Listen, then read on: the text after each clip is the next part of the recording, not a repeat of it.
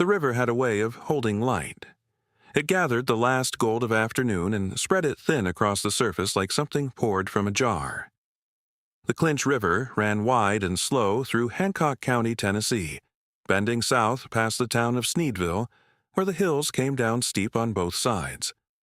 The water carried the color of old tea, dark with tannins from the hemlock and poplar forests upstream. It moved over rocks worn smooth by 200 years of current, patient and unhurried. On the far bank, half hidden by sycamore and river birch, a building stood with its feet in the water and its back against the hill. Its wooden pilings were black with age and leaning at angles that suggested stubbornness more than structural planning. The tin roof had gone orange with rust. It looked like something the river had tried to swallow and simply given up on. That building was a ferry house, built before the Civil War, and it had been empty for 41 years. If you love stories about forgotten places, abandoned buildings, and the animals that lead us toward courage, then you have found the right channel. This is Paw and Trail Stories. If you are not subscribed yet, go ahead and hit that button so you never miss a new story. Wren Calloway had walked 3 miles from the gas station on Route 33. Everything she owned was on her back in a pack that weighed 27 pounds. She had counted every ounce because weight mattered when you had no car and no permanent address. She was 21 years old and had been homeless for 7 months. Before that, she had rented a room in Kingsport that she lost when the restaurant where she waited tables closed without notice. She slept in her sedan after that, a 2004 Civic with 219,000 miles, until the transmission failed outside of Bean Station 2 weeks ago. She sold the car for $180 to a man who wanted it for parts. That money went to food, a new pair of wool socks, and a prepaid phone card with 200 minutes on it. Now she had $43 in her front pocket and no plan beyond tomorrow morning. Beside her walked a dog she had not asked for and could not seem to shake. He was a lurcher, a brindle-coated mix of greyhound and something rougher and wilder. His fur was wiry and patchy in spots where old scars showed through. His ribs were visible when he breathed deep. His legs were absurdly long for his narrow body, all bone and tendon. His snout was thin and pointed like a fox. One of his ears stood straight up, while the other folded forward at the tip like a bent antenna picking up the wrong signal. She had found him tied to a fence post outside a laundromat in Morristown 9 days earlier. He had no collar and no tag, just a piece of baling twine knotted tight around his neck. She cut him loose with her pocket knife, and he followed her down the sidewalk without looking back. She called him Ridgeline because of the stripe of darker brindle fur that ran along his spine from his shoulders to the base of his tail. It looked like a mountain ridge seen from a great distance. Wren crossed the bridge over the Clinch and turned down a gravel road that followed the riverbank. She had heard about the ferry house 3 days earlier at a church meal in Sneedville. A woman with gray hair and flour on her apron told her there was a building on the river the county could not give away. The property taxes had gone unpaid for 12 years. The county was asking $1 for the building and the quarter-acre beneath it. The stipulation was that the buyer had to make it habitable within 18 months. Nobody wanted it. Wren had $43 in her pocket and nothing resembling a plan, but she could afford $1. The ferry house appeared through the trees like a photograph left out in the rain and forgotten. It was 2 stories tall, with a steep-pitched tin roof that had once been silver. The walls were poplar clapboard, split and gray from decades of weather, curling away from the framing in places like peeling bark. A covered porch stretched across the entire front facade and extended out over the water on 8 wooden pilings that disappeared into the river mud below. The front door was missing entirely. 2 of the 4 ground-floor windows still had glass, though both panes were cracked. A chimney built from river rock climbed the east wall, leaning 3 degrees from vertical but holding. The whole structure rested on a stone foundation that measured 18 inches thick at its base, laid by someone who understood that rivers rise. "This cannot be real," Wren said out loud to nobody. Ridgeline walked past her without hesitation and climbed the porch steps. The boards groaned under his weight but held firm. Wren followed him because the dog seemed to know something she did not. Inside, the ground floor was a single large room measuring roughly 22 feet by 18 feet. The wide plank floor was warped in places from moisture but still solid underfoot. A massive stone fireplace filled most of the east wall, its hearth blackened from a century of fires. The ceiling hung low at about 7 feet, crossed by hand-hewn poplar beams that ran the full width of the building. A narrow staircase in the back corner angled up to the second floor at a pitch that was almost a ladder. The air inside was heavy with the smell of old wood, river water, and the faintest trace of creosote from the chimney. Along the west wall, iron hooks were still bolted into the beams. These would have held the coiled ropes that guided the ferry across the current in the days before bridges. Wren climbed the stairs carefully, testing each tread with her weight before committing. The second floor was smaller, roughly 16 feet by 14 feet with a sloped ceiling that followed the roofline down to knee walls on both sides. A single window on the riverside still had its glass. Through it she could see the water sliding past below, green and silent, and the far bank thick with trees. The floor up here was rough, wide pine boards with gaps between them that let air move through from below. But the roof above, despite the rust on its surface, showed no signs of leaking. There were no water stains on the underside of the roof boards. Whoever built this ferry house in the 1850s understood how to pitch a roof and set tin. She went to the Hancock County Courthouse the next morning. She arrived at 8:15 before the doors opened and waited on the limestone steps. The county clerk was a woman named Gemma Raines, about 45 years old with reading glasses hanging on a beaded chain. Her voice carried the practiced patience of someone who had explained property law to confused people for 20 years. She found the file quickly and spread the paperwork on the counter. She explained that the property had been in county receivership since 2014. Before that, it was the Ketron family going back to 1923.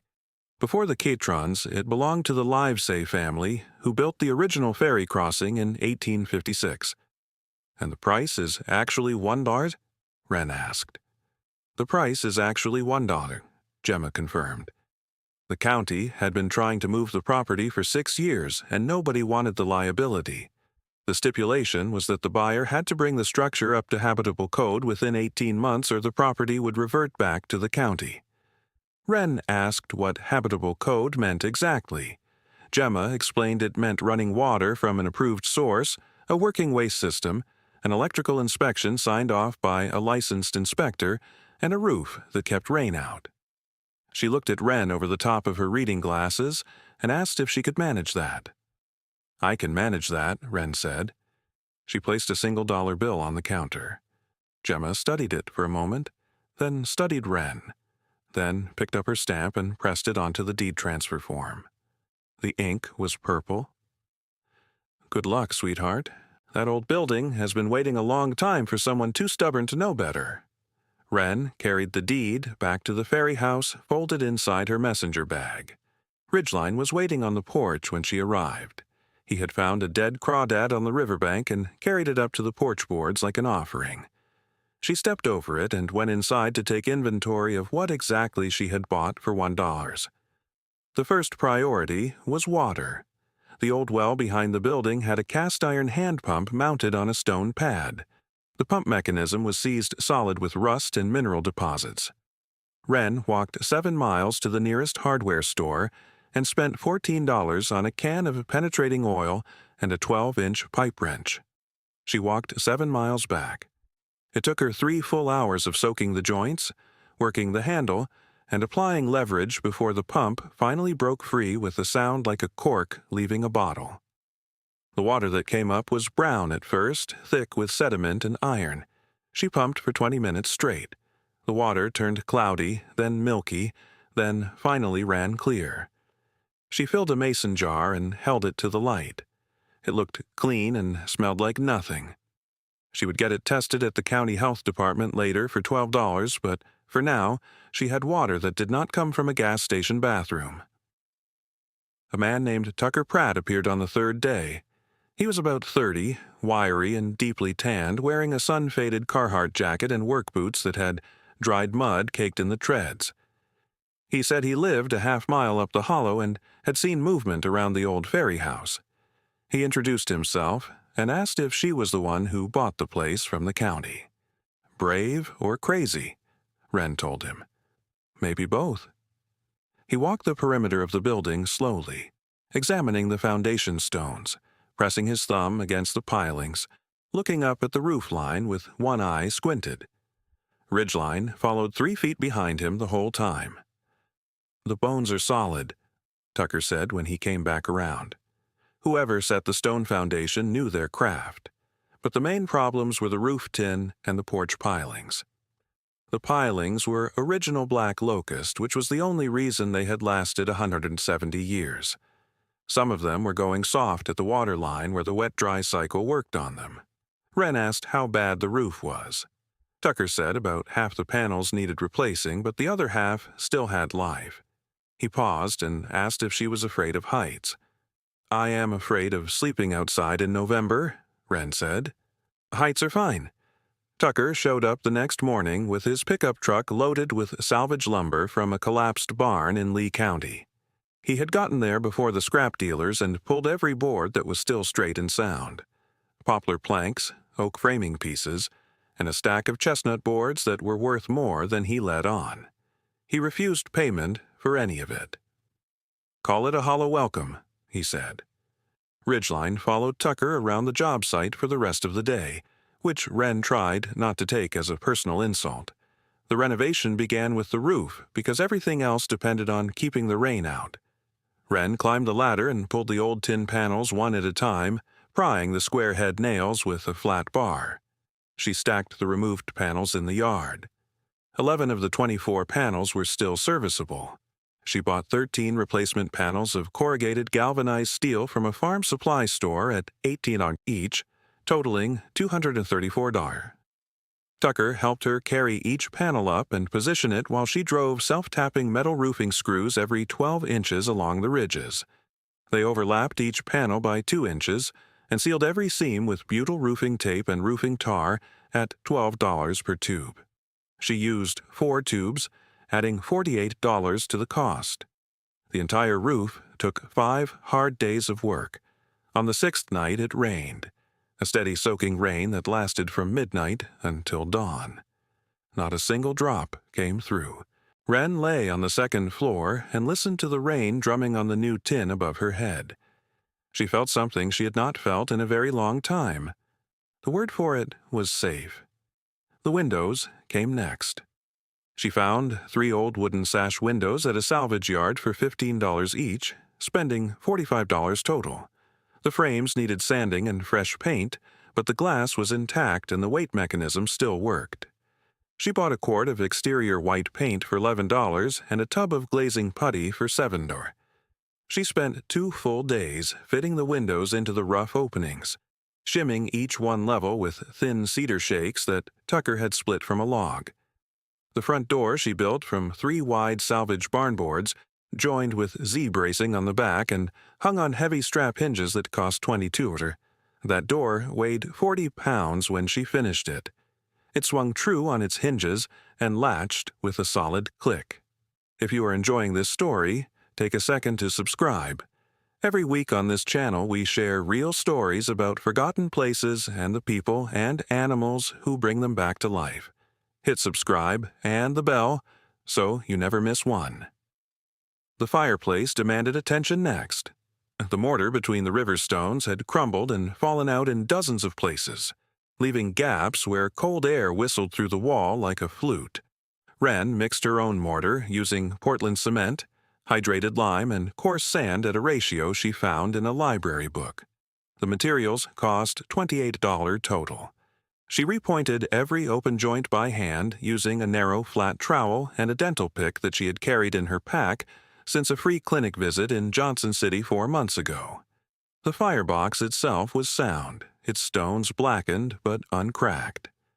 The flue had a partial blockage from a bird nest built up over several seasons. She knocked it loose with a 10-foot stick and pulled the debris out through the clean-out opening at the base. A new cast-iron damper assembly cost $35 and took an afternoon to install with masonry screws and high-temperature caulk. On the first cold evening, she built a small fire from dry sycamore deadfall she had gathered along the riverbank. The chimney drew perfectly, pulling the smoke straight up without a trace leaking into the room. The fire crackled and popped while warmth spread across the plank floor. Ridgeline discovered the fireplace that evening and claimed the warm floorboards as his personal territory. He stretched his ridiculously long body across the hearth and groaned with a satisfaction that seemed to come from somewhere deep in his bones. He was changing. His ribs were becoming less prominent as Wren fed him a steady diet of dry kibble supplemented with leftovers from church suppers. His coat was filling in where it had been patchy. The wiry brindle fur was developing a sheen that caught the firelight. His eyes were a pale amber color, nearly gold in certain light, and they tracked Wren everywhere she went. When she walked to the river, he walked to the river. When she climbed the stairs, he followed. When she sat on the porch in the evening and watched the water turn dark, he sat beside her and leaned his bony shoulder against her thigh like a buttress holding up a wall. The plumbing took careful planning. Wren ran a water line from the well pump to the kitchen area using 3/4-inch PEX tubing that cost $38 for a 100-foot roll. She routed it along the inside of the foundation wall and up through a hole she drilled in the floor. At the kitchen end, she installed a cast-iron hand pump that she had found at a flea market for $25. It bolted to the edge of a wooden counter she built from salvaged lumber. The waste system was simpler than expected. An existing outhouse stood 40 feet behind the main building, built from oak and still standing plumb. She cleaned it thoroughly, replaced 3 rotted boards in the framing with new lumber at $30, and added a proper PVC vent pipe for $18. When the county building inspector came through 2 weeks later, he accepted the outhouse as a legal waste facility for a historical structure of this type and age. The setback from the well exceeded the minimum requirement by 9 full feet. The electrical work required a licensed professional by county code.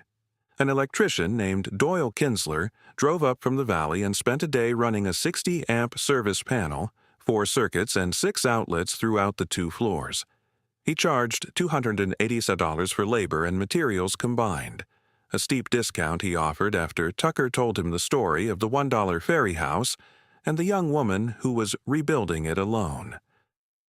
Doyle grounded the panel to a copper rod he drove 8 feet into the riverbank soil. He said the ground was some of the best he had ever tested. It was on the 16th day that Wren made the discovery that changed everything. She had been waiting in the shallows beneath the porch, checking each piling at the waterline for soft spots.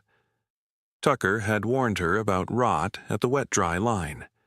She pressed her thumb into the wood of each piling, feeling forgive. The first 3 were solid throughout. The 4th piling from the east end felt different under her thumb. It was not soft or punky. It was hollow. She knocked her knuckle against it and heard a metallic ring that solid black locust wood should not produce. She looked more closely at the surface and noticed a seam in the wood. It was too straight and too clean to be a natural check or split.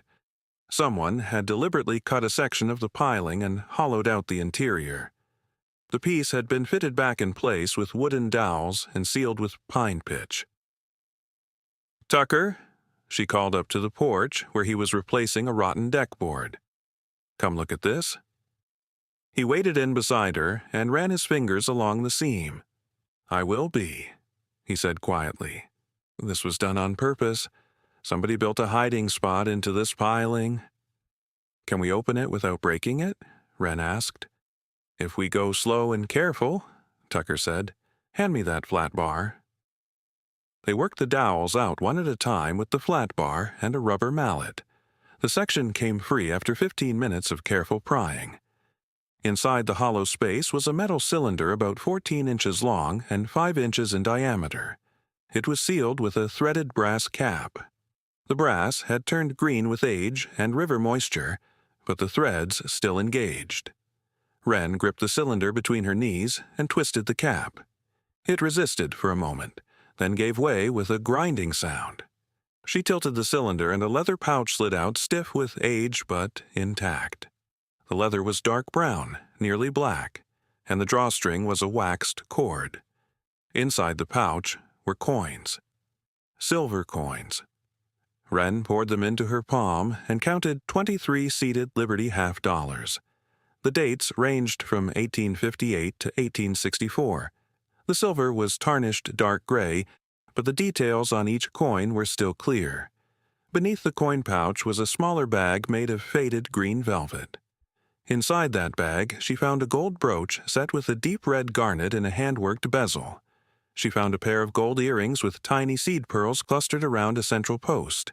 She found a gold wedding band, thick and heavy, engraved on the inside with the initials E.L. and the year 1854. There was more. A folded piece of oilskin protected a bundle of papers at the very bottom of the cylinder. The papers were brittle and yellowed, but still legible in the afternoon light. There was a hand-drawn map of the river showing ferry crossing depths and landing points. There was a ledger page recording toll collections from 1861 through 1863. And there was a letter written in faded brown ink. The letter was addressed to Elizabeth. The writer signed only with the initial J. He wrote that Union soldiers had been spotted crossing at the ford 3 miles upstream. He was hiding the family valuables where no one would think to search. He asked Elizabeth to retrieve the cylinder when the danger had passed. She never did. Wren sat on the riverbank, holding coins that had not seen daylight in over 160 years. Ridgeline stood in the shallows beside her with river water up to his belly. He was watching a minnow dart between the rocks. "These were hidden during the Civil War," Wren said. Her voice sounded strange to her own ears. Tucker squatted beside her and picked up one of the coins carefully between his thumb and forefinger. He explained that the Livesay family had run this ferry and that Hancock County was right in the path of both armies moving through the valley. Hiding valuables inside a river piling was clever thinking. "Why did she never come back for them?" Wren asked. Tucker turned the coin in the light. It was hard to say. Maybe she did not know the exact piling. Maybe the river was too high. Maybe life got complicated and she forgot the details. People buried things during that war and never dug them back up. It happened more than anyone would think. Word of the discovery moved through the hollow, faster than any telephone or internet signal could carry it. An older woman named Cressy Wolford heard about it from her neighbor who heard it from his cousin who heard it from Tucker at the feed store. Cressy was 78 years old. She had been born in Sneedville and had never lived anywhere else. She knew the history of every family, every building, and every graveyard within a 20-mile radius of the courthouse. She walked to the Ferry house on a Tuesday afternoon, carrying a carved hickory cane and wearing a blue cotton house dress and sensible shoes. Cressy settled herself on the porch railing with the caution of someone who respects old wood. She told Wren that the Livesay family had built this ferry crossing in 1856. Elizabeth Livesay ran the operation by herself during the war years. Her husband went away, and she kept the ferry moving for whoever needed to cross. She did not pick sides.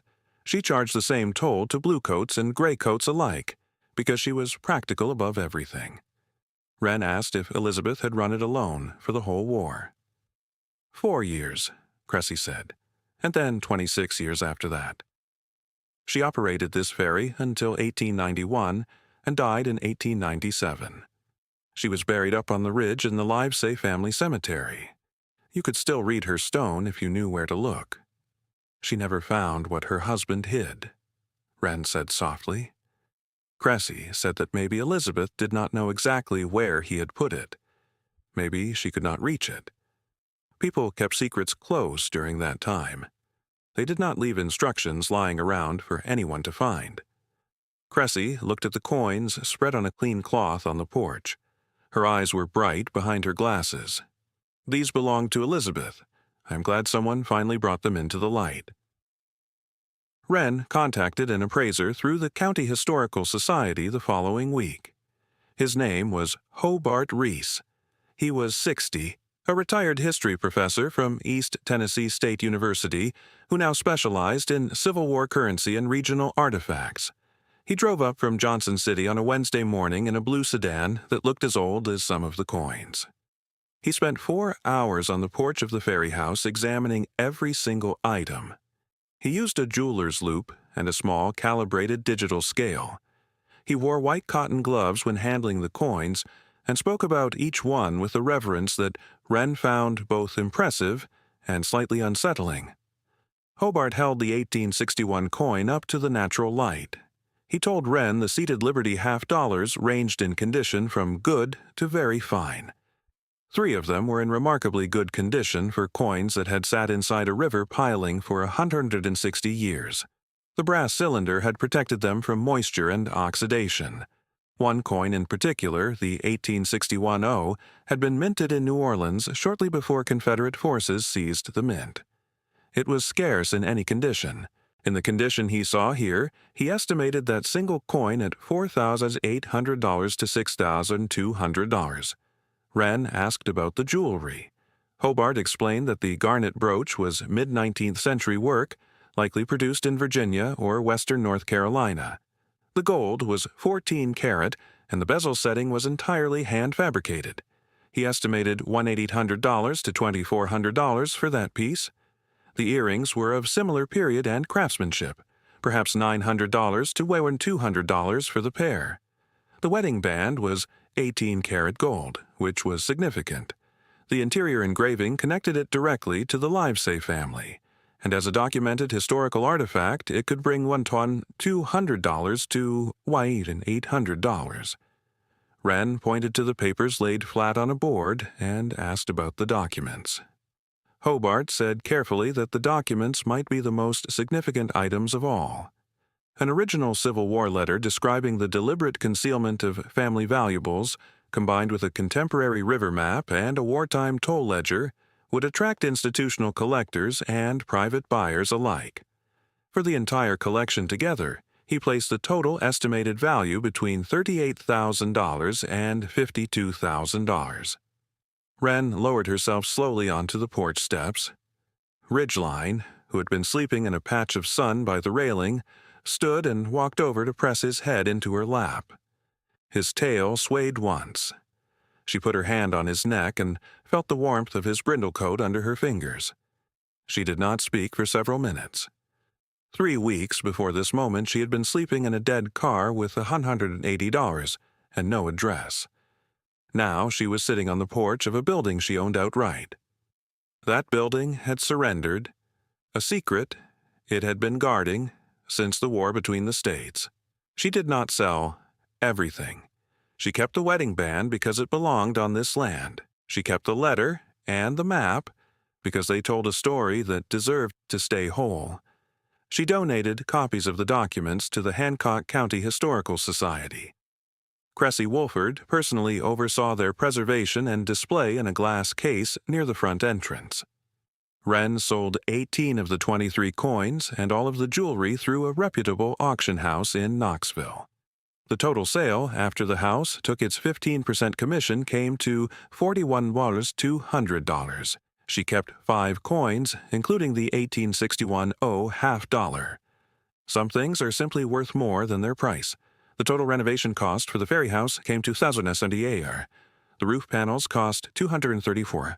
Sealant and roofing tar cost $48. The salvage windows cost $45. Paint was $11 and glazing putty was $7. Door hardware came to $22. Penetrating oil and the pipe wrench were $14. Mortar materials totaled $28. The damper assembly was $35. PEX tubing cost $38. The hand pump was $25. Framing lumber for the outhouse was $32. The vent pipe was $18. Miscellaneous supplies ran about $34. The electrical work by the licensed electrician was $287. With $41,200 from the auction proceeds and her total renovation investment under $1,100, Wren had real money in a bank account for the first time in her adult life. She opened a savings account at the community bank in Sneedville. She purchased a used pickup truck for $3,200 that ran reliably enough for the roads in the hollow. She took Ridgeline to a veterinarian in Rogersville for his vaccinations, a deworming treatment, and a general wellness check that cost $145. She bought him a proper leather collar and a dog bed that he investigated once, sniffed thoroughly, and never touched again. He preferred the warm floorboards in front of the fireplace. She bought herself a winter coat from a thrift store for $18 and $2 pairs of jeans without holes in them. She bought a cast-iron skillet for $12 at a yard sale and a set of enamel plates for $4. She stacked firewood along the east wall of the Ferry house, 2 full cords of seasoned oak that a neighbor sold her for $75 a cord. The woodpile reached the windowsill.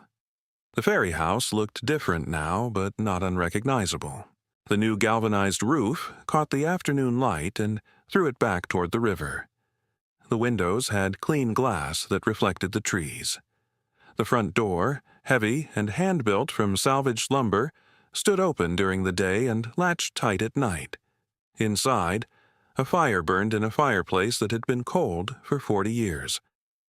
The porch extended solid and level over the water, its weakest pilings now sistered with fresh black locust posts that Tucker helped her drive and bolt in place. From across the river, the building looked like what it had always been, something old and stubborn that simply refused to fall down. Cressy Wolford came by one evening in late October when the trees along the clinch had turned to rust and gold. She settled into a rocking chair Wren had bought at a yard sale for $8. The chair had a creak in its right runner that sounded like a cricket. Ridgeline lay at Cressy's feet immediately, which Wren pretended not to notice because the dog clearly had no concept of loyalty whatsoever. "Elizabeth Livesey would be pleased by what you have done here," Cressy said, watching the river catch the last copper light of the day. She said Elizabeth had kept this ferry running through a war and would respect someone who kept things running through hard times. "I only bought a building," Wren said. Cressy shook her head slowly. "No. You showed up. That is always the hard part. The building was here the whole time. It just needed someone willing to walk through the door and stay." She reached down and scratched Ridgeline behind his one good ear, the one that stood up straight. The dog sighed deeply and pressed his shoulder against her ankle. "And that dog needed someone, too. You have a talent for finding things that need saving." Wren looked out at the Clinch River as the light changed. The water turned from gold to copper to a deep amber and then slowly to black as the sun dropped behind the western ridge. Somewhere upstream, a great blue heron lifted off the water with slow, heavy wing beats, its legs trailing behind like afterthoughts. The air smelled like wood smoke from the chimney and damp river mud from the banks, and the last warm sweetness of autumn, before winter, came to settle in the hollows. Ridgeline groaned softly and shifted his weight against Cressy's foot. The ferry house creaked around them in the cooling air, a sound that Wren had come to hear not as complaint, but as breathing. The building was alive again. And so, after a very long time of merely surviving, was she? That is the story of Wren Calloway and the ferry house on the Clinch River in Hancock County, Tennessee. If this story moved you, we would love for you to subscribe to Paw and Trail Stories. We bring you new stories every single week about forgotten places, brave animals, and the people who refuse to give up on either one. Hit the subscribe button and the notification bell so you never miss a story. Thank you for being here, and we will see you on the next trail.